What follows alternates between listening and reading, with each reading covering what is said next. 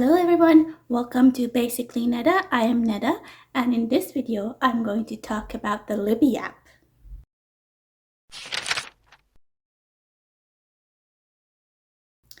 The Libby app is a free app that you get through your library.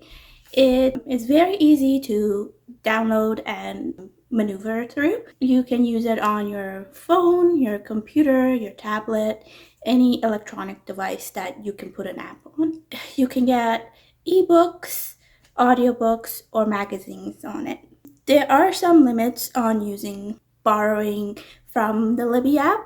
So you can download 10 books, download 10 books, 10 audiobooks, and 10 magazines. But at any time, you can only have 25 items on your shelf to be able to use them, and that's the limit for it. The time limit for each item usually is 21 days for books, for ebooks and audiobooks.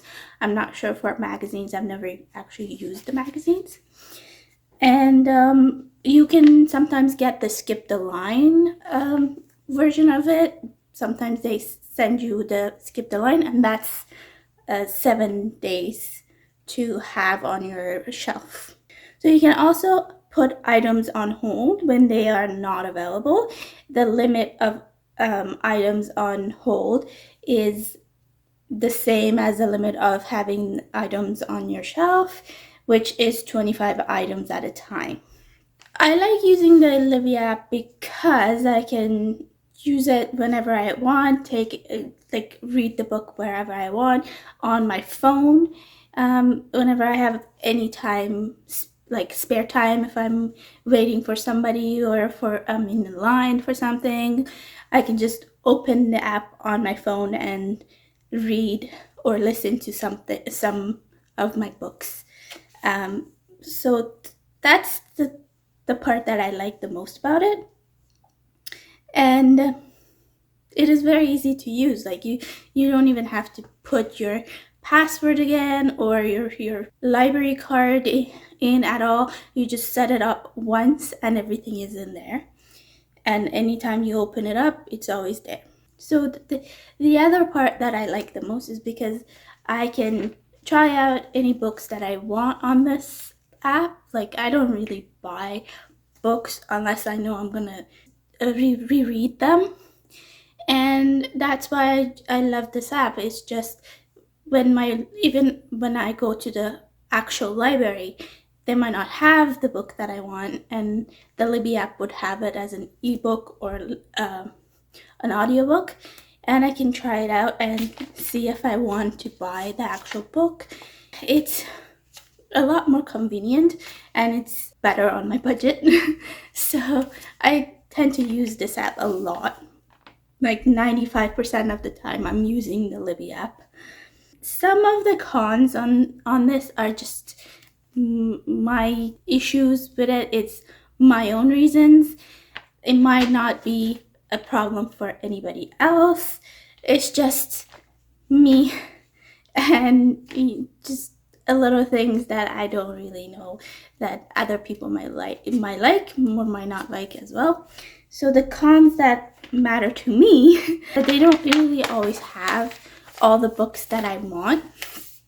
Like they usually have everything, like 95% of the time they have it, but sometimes there's like an indie book that is out there in like Indigo or actual book shops out there, like The Ninth Reign by Jen Williams, and the library will not have that, and the Libby app doesn't have that. So that's the kind of things that I don't like. Like if it is an indie author and it, you would want to maybe help them out as well. So that's one of the cons that I found from the Libby app. And then the other thing is that like if a book is very popular and everybody wants to read it, you will have a really long hold on it. Like a year long hold. I had a hold on the Blade itself by Joe Abercrombie for a year, and they didn't have the actual physical, like the ebook. I went to my library, they didn't have the physical one, so I had to borrow the audiobook from the Libby app, and that hold was a whole year. So take it as you want. Yes, it is accessible, but you will have to wait a long time sometimes. Sometimes when you have multiple books on hold, they all come at the same time. It is very hard because you want to read all of those books, but you put in the hold and at different times, and they all come at the same time. It's just my problem, might not be other people's problem.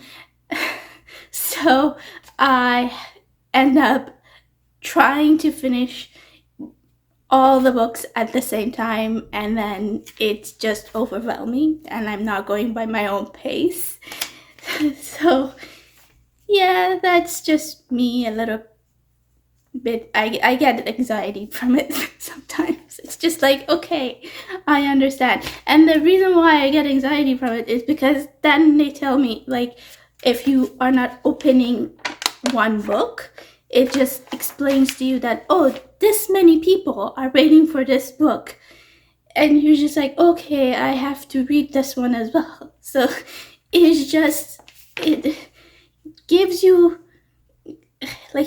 anxiety on its own. So, I mean, that's just my problem. Probably not other people's problem. Other people will probably just ignore it. So, yeah.